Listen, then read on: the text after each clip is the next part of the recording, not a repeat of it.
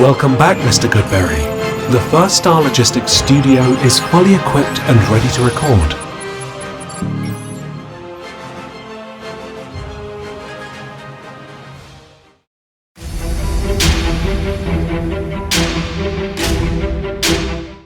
Welcome to episode 35 of Bengals on the Brain, presented by First Star Logistics. I'm your host, Joe Goodberry. And the last time we talked, we weren't sure of the news, and since then it's come down that Joe Burrow will miss the rest of the season. He tore a ligament in his wrist, his throwing wrist, and it will require surgery. Timelines on that, I haven't seen a concrete answer. People have speculated. As of now, I'm just assuming we'll see him again in the summer when they report for OTAs and camp, and hopefully it's not something that's longer than that. So what do we do from here? How big of a bummer is this? What does watching football look like for the rest of the year?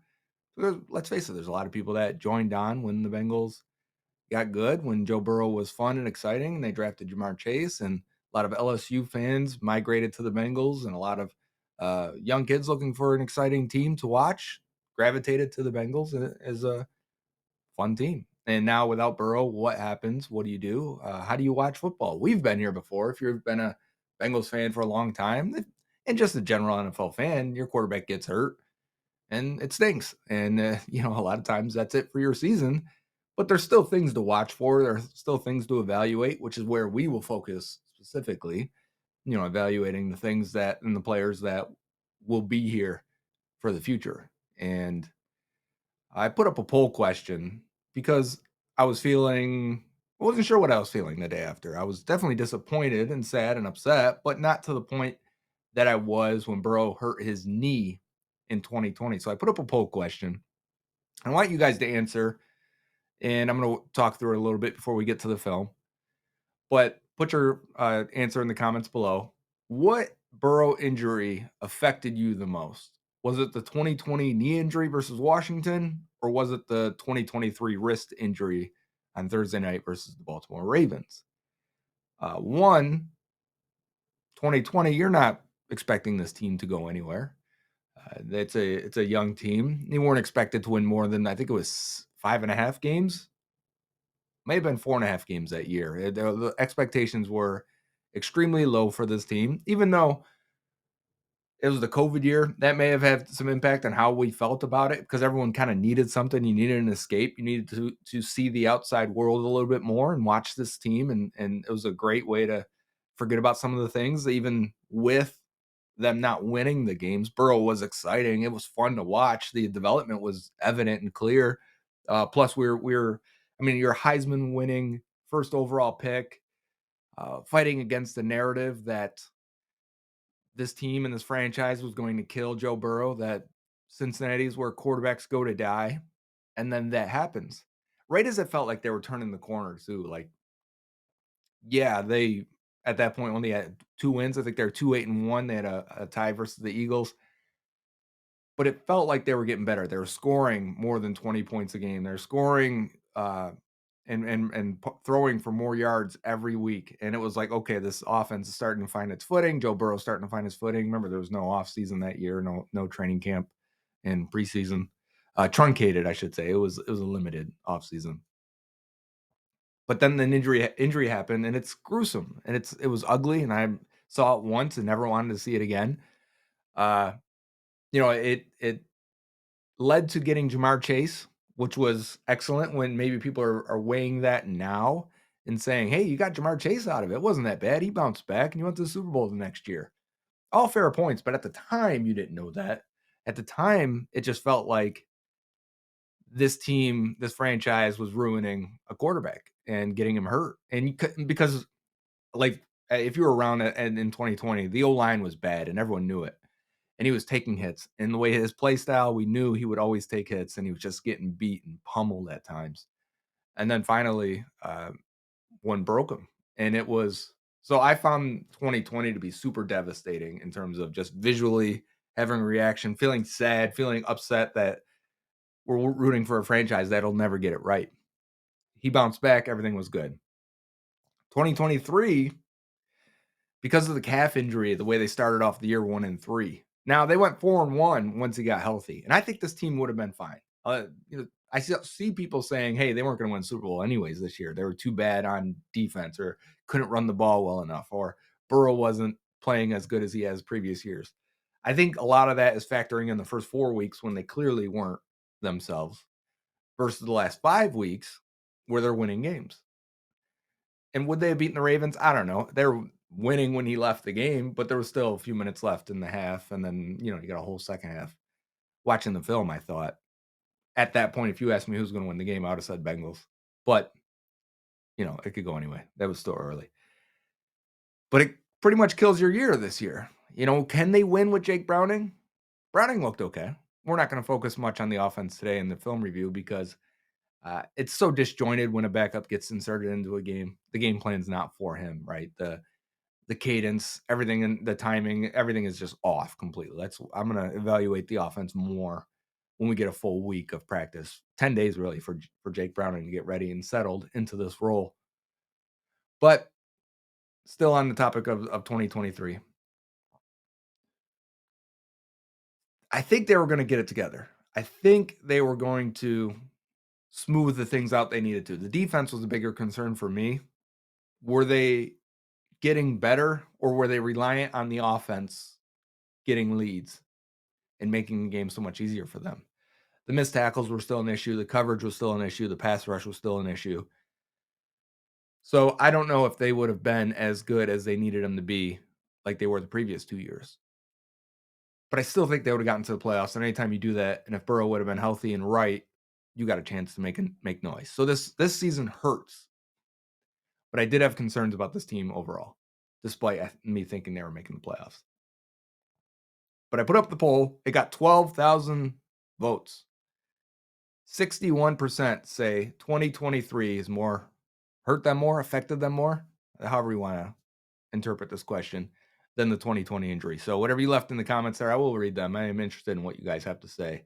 Talk it out and flesh out your thoughts down below rather than just clicking a button to vote. But we've got film here. We're going to dive in. We're going to focus on less X's and O's, less situational stuff. And the film review now is player evaluation. How is Miles Murphy developing? How is Joseph Osai? Is he getting back in shape? Is he getting back into where we need him to be? How's Zach Carter look? How's Dax Hill look? How does DJ Turner look? Cam Taylor-Britt. We've got a lot of young guys on this defense. Jordan Battle getting inserted for Nick Scott. So there's a lot to look at from a player perspective. Can we build around these players? What are the upside of these players? How good can they be? I think that's important and something worth watching for. If you haven't gotten in, and if you haven't gotten to see it yet, First Star is giving away a PlayStation 5, custom Bengals wrap PlayStation 5 this week. My son's he's already like, Dad, let me get a PlayStation for Christmas. I want a PlayStation. I need to play Spider-Man. Get in on this. I'm gonna tell him, hey boy, can enter the contest. But no, get in on it. Look for it on Twitter. Look for it in on First Star Log. Malik Wright retweeted it. Dave Lapham's retweeted it. I've retweeted it on my page. You'll find it on Twitter is the best space to go up because they want you to follow. They want you to subscribe. So it's important that you do that.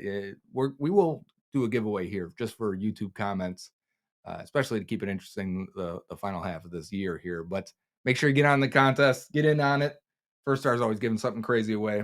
PlayStation 5 this time, man. But let's dive into the film. Starting with Akeem Davis Gaither, because we don't get to see him often. He mainly plays in these Ravens games as the Bengals like to go heavy here. But you see how he sets the edge. He and Logan Wilson do a good job flipping their hips, maintaining leverage, keeping distance, keeping blockers to the inside, forcing the runner back inside to DJ Reader, where the tremendous nose tackle cleans it up and finishes it up. Keeping eyes on Davis Gaither, though, because, like I said, we only get a few times to look at him. But you see Lamar Jackson is reading. If you're ever unsure of what's going on here, when you see like read options, I know a lot of people know what they are, but if not, you're going to leave the unblocked edge defender. You're going to leave him unblocked, and you're going to block everyone to the left here. And it's meant to put him in conflict. So Lamar is going to read him, his eyes, while his helmet's like down here, making sure the guy's coming. He's reading this guy. They're leaving him unblocked, and they're making the defender make a decision. They're saying, okay, if you want to come down inside and tackle this running back that's going to get the ball up here, Lamar's going to pull the ball back and he's going to run around the outside, which should be free and clear. But the Bengals play Lamar enough, so they do a good job of usually saying, okay, one guy's going to go this way and one guy's going to go this way. So you take care of both options if it comes to you. And they do that here very well. And both guys are going to collapse and make a play on the ball. As Lamar reads, Akeem Davis-Gaither says, okay, he's coming a little flat. No, he's going to take me, so I'll give it to the running back. And now it's up to Dax Hill and Davis-Gaither to get in here, force that hard cut by Keaton Mitchell, which he kind of slips a little bit, but they close very well and make the tackle on this play. Watch them there on the left side there. But the Bengals are in a 3 linebacker look here, which we almost never get. Like I said, against the Ravens, they'll play with 3 linebackers. They'll play a 3-4 defense, 4-4, 5-2, if you will. But watch how everyone's slanting to the right, because the run action is going to the right. The O-line's going that way. They're pulling guys that way. The lead blockers are going that way. So it's up to the backside guys to make this play, or else it'll be wide open. Let's focus on DJ Turner versus Zay Flowers. A couple of rookies in the slot there. And man, what a good route by the Ravens wide receiver. It really backs Turner off, and he gains so much separation there. And then Turner kind of loses his awareness and focus as we got a missed tackle from Mike Hilton. We got poor awareness by the rookie and DJ Turner as he's coming across the field and ends up getting picked by the backside of Isaiah Likely. I mean, I don't even think Likely sees it coming. So as we watch this play here, Lamar goes over the middle. Turner's in recovery mode trying to, Likely doesn't even see him. What a block for not even being able to see the guy. Okay, so Nick Scott. This is one of the last few plays for Nick Scott before he gets benched, and I think that's a permanent thing. But you'll see here, again, we got reads, we got options, we got RPOs. As soon as you see Mike Hilton blitzing on this, Lamar's going to say, okay, I'm not going to hand it off because they're going to have enough guys here to be able to collapse and limit this to a short gain. I've got a free and open guy here if he just hitches down in the open space, because these guys are all rotating this way and he's coming back this way. So because of this, this guy coming this way and that guy going that way, if that all makes sense. So easy pitch and catch for Lamar to Mark Andrews. And we're going to focus on Nick Scott once we get there. So Nick Scott here is going to whiff on this. We're talking angles to this. You can run straight at the guy if you expect him to just be a statue and stand there. You've got help out here. You barely really don't have help to the inside. So as Andrews is facing this direction, facing the ball, which way do you think he's going to go? You think he's going to catch it and turn around and try and run this way? You have 2 guys for help over here anyways. So as you watch Nick Scott, watch the angle he takes and wonder if this is the correct angle. What do you think? Nope. He goes outside, of course, which leads to Logan Wilson coming across the top, making the tackle, stopping this for a touchdown. And, Andrews misses the ear. And bad angle by Nick Scott for just focusing on our guys here. I did want to point out there that once again, because we did this last week, Jermaine Pratt pointing out the blitz, not the blitz, the motion before it happens, helping the adjustments, and we'll get to another play there where you can see. So there's Nick Scott sliding. Can't even keep his feet. Doesn't last long for him. Keep an eye on the left side here. Dax Hill behind Pratt. Double team on DJ Reader, and Dax Hill is going to come over and fill that gap and really knife in there. And watch his feet. Watch his feet with the running back's feet. See how they mirror each other? That's what you got to do as a linebacker or a box defender. He does a good job there, mirroring the running back and getting in. What did the running back read? He read BJ Hill beating the right guard, and then I might have been the right tackle actually, and then flashing in front of the running back, causing him to cut back towards Dax, who's the unblocked defender. It's what you want as a defense. Perfect and good job there. And like I said, they're in a 3-4 defense. You may say, some people may call us a 5-2, and that is completely okay. We know Hendrickson and Murphy are really defensive ends. There was a whole thing with the Packers coach talking about our outside linebackers are defensive ends. They're edge defenders. And that's how I classify them as well. If, as we go forward and talk about defensive players, Hendrickson and Murphy here are edge defenders, but this isn't a 3-4 traditional look. because you've got the 3 D linemen really pinched in. They're all defensive tackles, and you've got your edge outside linebacker DNs. I'm going to call them all 3 right there just so we're clear. Murphy and Hendrickson standing up in a 2-point stance. So this is a 3-4 look that they will pull out from time to time. Both of the edge guys are going to drop into coverage here. As you see, both of them drop out. You're really only rushing with those 3 D tackles, BJ Hill, DJ Reader, and Zach Carter. I mean, I don't know what kind of pass rush you're expecting to get with just those 3. Ends up being a deep ball that falls incomplete. As moving on, Trey Hendrickson, I was going to go as Lamar kind of, let's pause it for a second. Lamar kind of misses these deep throws. I think as a defense, you want to say, hey, let's give him the deep ones because he's kind of really sporadic with his deep accuracy at times. I think it's more touch. If you put lift on that ball, let the guy make a play. We'll see a play later where he does, and the corner ends up making the play on it. Okay, moving on. Trey Hendrickson this time is going to be the unblocked read defender for Lamar, and he comes in and fills very nicely in a flash and makes the tackle. But I want you to watch here of why he's reading, because we're going to get to the read directly of Hendrickson. What the Bengals are going to do is, as Hendrickson knifes down to take on the running back, you're going to see these guys all replace this way. So Mike Hilton becomes the guy who's going to take the quarterback, or as we got motion here from Zay Flowers, he's going to be one to take him. But then Logan Wilson will fill and be the next guy to take the quarterback. So the Bengals have built-in answers here for whatever Lamar wants to read. And Lamar sees that real fast, like, these guys are all coming down and filling on the outside. Let me just give it off to my running back here. I'm not going to take some unnecessary shot, right?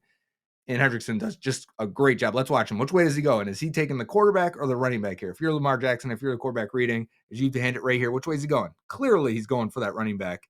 But I think Lamar sees the next level defenders and goes, let me give my guy a chance. And he just 100 miles an hour takes that guy out.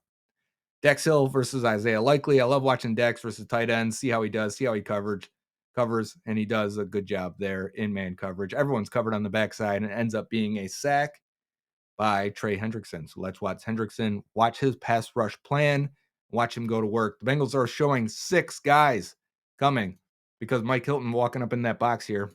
We got Logan Wilson, I believe, is the other guy here. So with these guys all right here, and then your 4 down linemen, it shows that you could potentially have 6 guys coming, and the Ravens have 1, 2, 3, 4, 5 linemen, as you always do, and then a running back that's going to pick up the 6th guy, whoever that you deem that is in your protection. I said less X's and O's. We're getting there. The idea of showing 6 versus 6 or 5 versus 5 is to create the one-on-one with Trey Hendrickson and their left tackle, Patrick McCarry. Hendrickson's going to go with like a 2-hand hammer swipe to knock his hands down, run the arc, and collapse the pocket and get the sack. Let's focus on Myles Murphy and the difference between the 2 pass rush styles and plans. Murphy's going to come in with that power, right? But he's going to come in with his head. His hands are kind of late. He never gets under or never fully extends, doesn't have a finishing move, maybe a rip or some type of swipe to get off of that lineman and make the play. But at the same time, I do think at times the Bengals call the defense and say, hey, everyone else contain and push and let Hendrickson win because we're going to create a one-on-one situation for him. That may have been one of those times there. But again, we're going to focus on the evaluation of Murphy and if he's starting to add any moves to his pass rush plan or counter moves, because that's definitely where he needs to be and what he needs development in. So now we get Joseph Ossai. I think this is his most disruptive game of the year. He had a lot of flash plays that looked like old Joseph Ossai. And then we have Jordan Battle now replacing Nick Scott as the other safety. And he's in the box here, and both guys are going to help make a play and keep this run to a minimum as Ossai comes in and takes the pulling Kevin Zeitler. Does a good job setting this, collapsing that lane, forcing the running back to bounce out, where Nick Scott does, Jordan Battle does a great job knocking away that potential stiff arm hand here from Gus Edwards, knock it down, then make the tackle, which he does very well. Being generous with the make the tackle comment there, but he rides him out of bounds for sure and makes the stop. All right, moving on to the next play. We have, again, play action. Everyone's covered down the field, and this is going to be a check down where Jordan Battle comes in and keeps this to a minimal gain, making the tackle this time versus Gus Edwards. Keep your eyes on Battle as he is Eyes inside, he wants to make sure everything's happening correctly, flips his hips very well right there and turns into the flats. Now he's got to close. For a guy who we talked about not being a tremendous athlete, flipping your hips like that, reading correctly, and then turning and closing to make the tackle, he looked good. I mean, those are shades of Von Bell right there. I want you to watch Cam Sample though. While we're talking about athletes and evaluating guys, how fast are they? How quick are they? How do they win? What positions can you put them in without being a detriment to your team? What position can you put them in to get them to win as much as possible? Let's watch Cam Sample here, and this is an example of he gets a pressure, but man, when you see that windmill arm going, that's a sign of a guy who has really poor agility, really poor change of direction. Uh, we know this about Cam Sample, but I just wanted to use that example for when we get to players later of what it looks like. Pass rush plan again. We got a chip here. So you're going to have to go inside on this guy. You're going to have to go through him. And he does. Look at the power. He's got the hands inside, forces that lineman to bounce backwards. Look at his weight shift. Then he comes inside with the arm over to finish it off. If that guard wasn't helping, this is probably a clear sack. He ends up getting tripped up by the other lineman that's getting bull rush back from DJ Reader. Logan Wilson does a great job scraping over the top, closing, collapsing. Let's focus on Miles Murphy in comparison. What's his pass rush plan? What are his moves? And he's going to go with this long arm here. That was his favorite move in college, was the long arm. He loved hitting this. And now he normally rushed from the right side. So maybe there's some development here of doing it now with your right hand rather than your left hand. But you see his arm's a little bent, and you're going to try to extend it into his chest, center of his chest if you can, and lift him. So let's see as his arm straightens out, landing inside. You got to get a little bit lower. So it's a little disjointed here. As that hand hits, it should be extended and you should be lifting at that point. Instead, he is still very straight up and down, and now the arm is bent completely. So you got no power out of that long arm. And because of it now, you've got to go to the next step. Now you need a counter move. You need something else to break off of this. And so he's going to try to go to the outside, and he's going to push one more time there. He's going to push one more time to see if he can disengage or power through this guy. This is a veteran. This is Morgan Moses. He's not going to just let you power through him. So he goes inside, which you definitely don't want to do against Lamar Jackson. But don't worry, it's okay. He spins off. That's the athlete of Murphy, though, right there. But Logan Wilson, great job. Tremendous job by Logan Wilson to spy the quarterback, stay with him, and make a play for minimal gain. Eyes on Jermaine Pratt. He's going to help adjust these guys. As soon as he sees the motion or not the adjustment by Lamar Jackson and the Ravens, he's going to shift these guys over. He and Logan Wilson are going to shift over as well. They're expecting the run to come this way the whole way. And it does correctly. The run goes that way, and the Bengals stop it for very minimal. Keep your eyes on Jermaine Pratt, though. If you wonder why sometimes he gets a bad PFF grade, from an evaluation perspective, he takes on this lead blocker, and he gets run out of the play. I mean, he's gone. I would say he helped this team in a positive way, getting them set up, making sure they're communicated correctly. Watch the edge here. Hendrickson, Cam Taylor-Britt going to set the edge, take on the lead blockers and edge blockers at the point of attack. Do a good job setting that for two guys that have this year, and Hendrickson's always been this way, and I think Hendrickson's actually playing the run better this year than he has in the past. Both guys have struggled to contain and set the edge, and they're doing it well right here, forcing that running back inside as BJ Hill cleans it up and makes the play.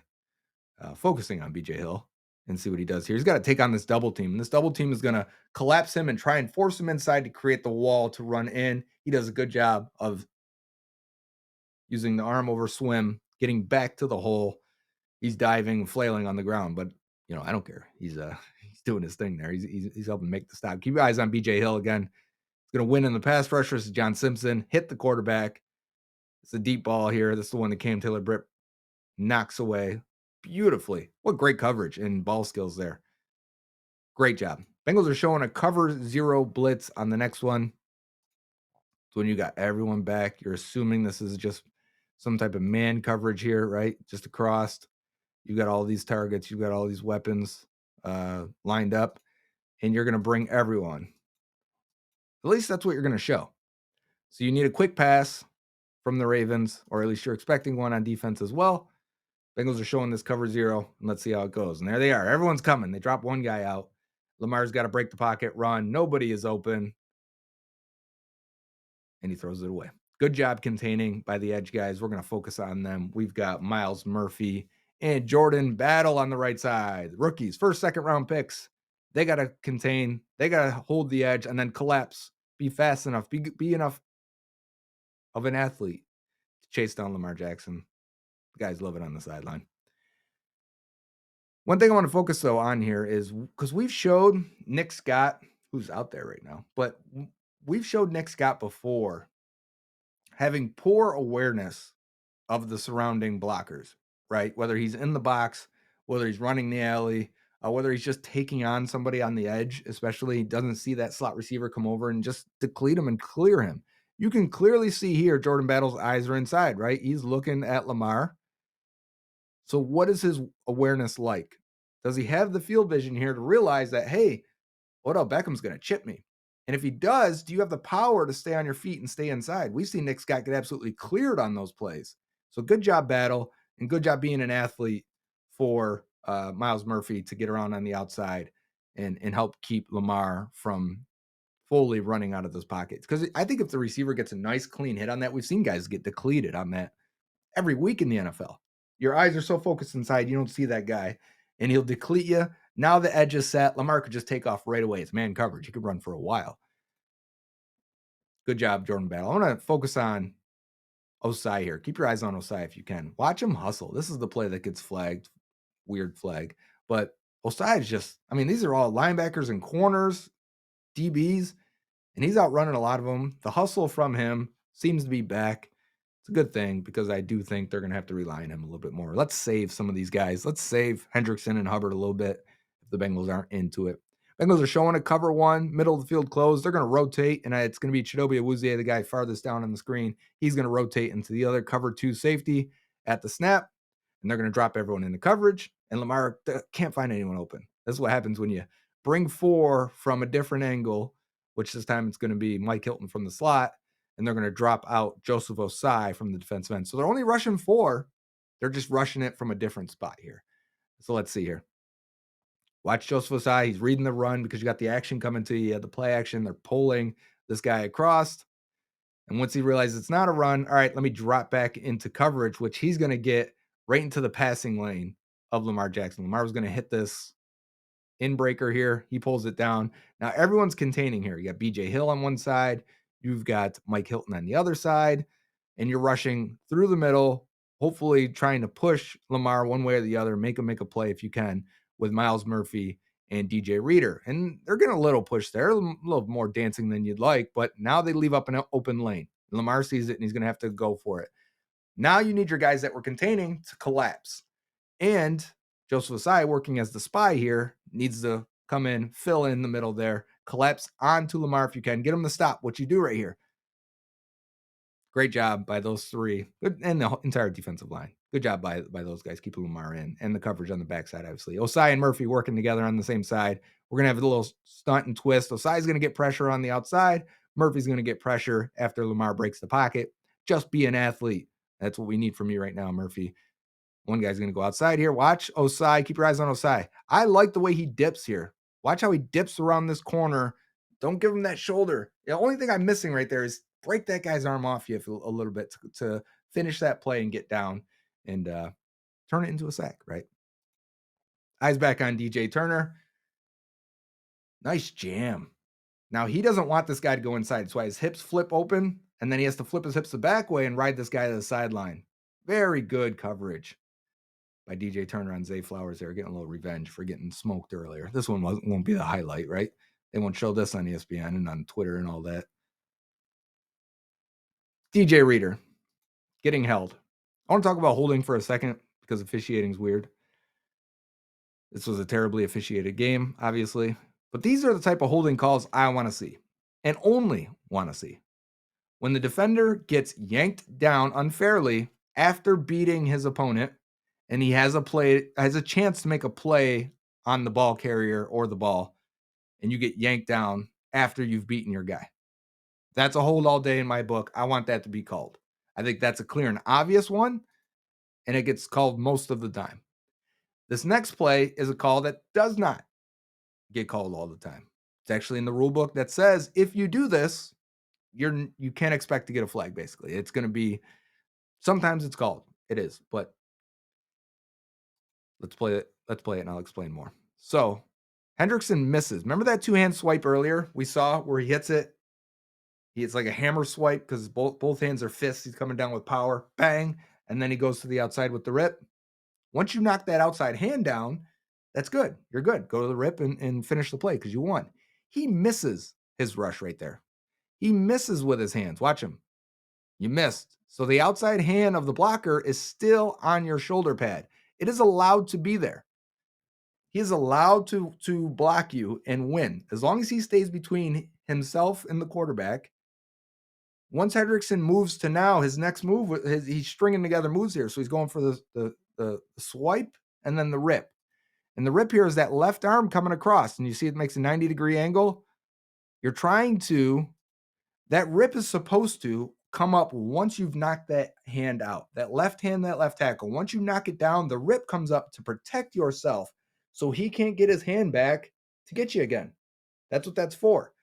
It is not for using while he still has a grip on you. Because if he still has a grip on you, which is perfectly fine, people are going to say you can't hold. That's not holding. Holding isn't directly from the term having a hold on him, especially not the way they officiate it now. If that hand's right here and you rip and pull it like this on me, who created the hold? The pass rusher created the hold by losing his initial move set.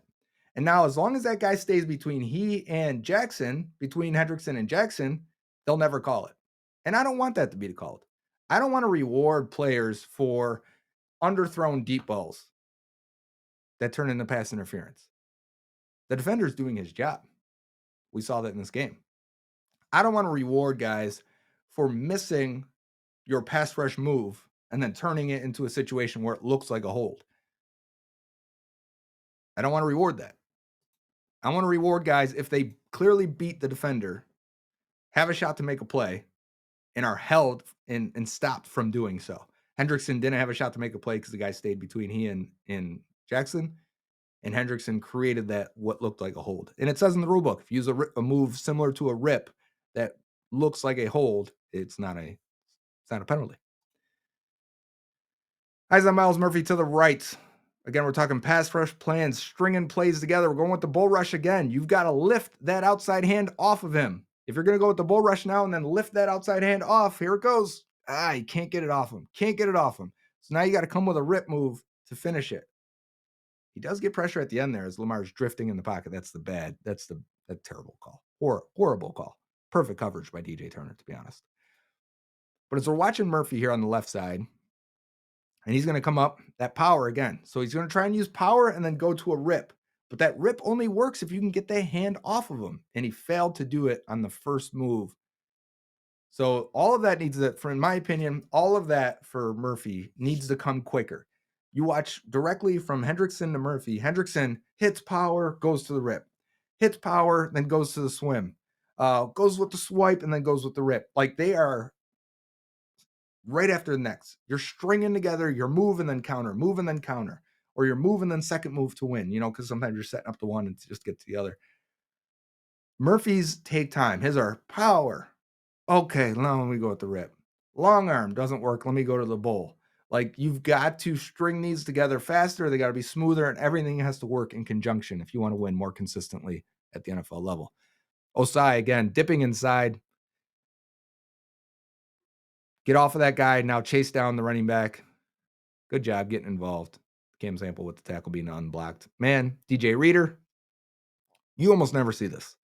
You almost never see DJ Reader end up on his back. Linderbaum getting a little bit of revenge from Reader kicking his butt all year as a rookie. Oof. You don't see that too often. He even sees it. You see what he got up? Like, oh, man. Well, we don't see that too often. So that's the tape. Looking on the defensive side, trying to pay attention to how these guys develop. I can't wait to watch more of Jordan Battle. I think that competition is over. Not that it was a competition, right? I think Nick Scott just straight up lost that. And Jordan Meadows played well. So I'm excited to watch that progress the rest of the year. Dax Hill, what kind of steps can he take towards the end? We're going to talk on Friday, previewing the rest of the year, previewing what could and couldn't happen, what we expect the changes to be on the offensive side, maybe even the defensive side. There are some changes there as you expect the offense not to score as many points anymore. You have to play things a little bit differently. But in terms of player evaluation, that will be our focus going forward.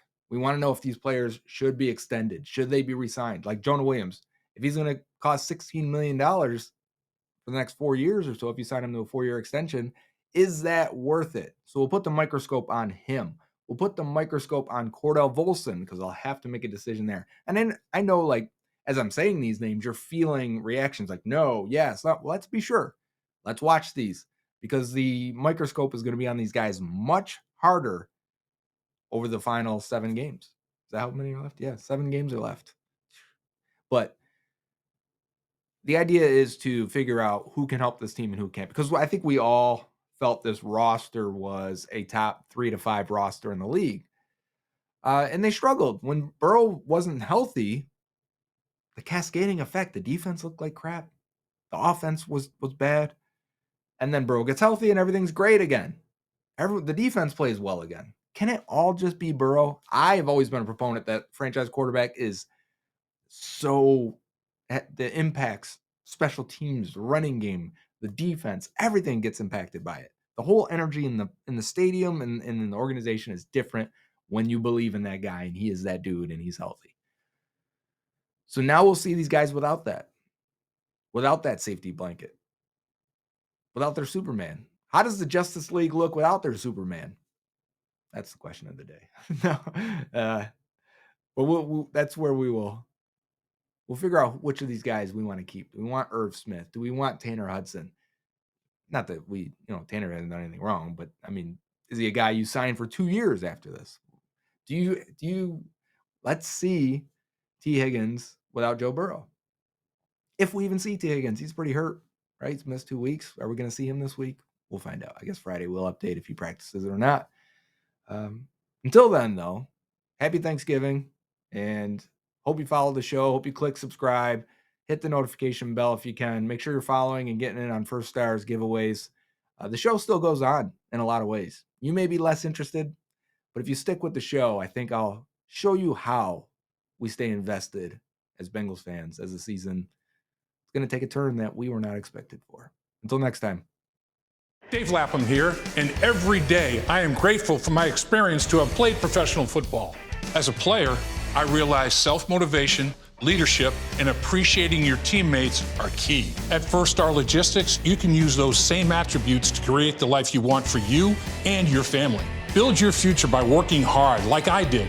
You'll see results both on and off the field. Call First Star Logistics today and be part of our winning team. Opportunity knocking.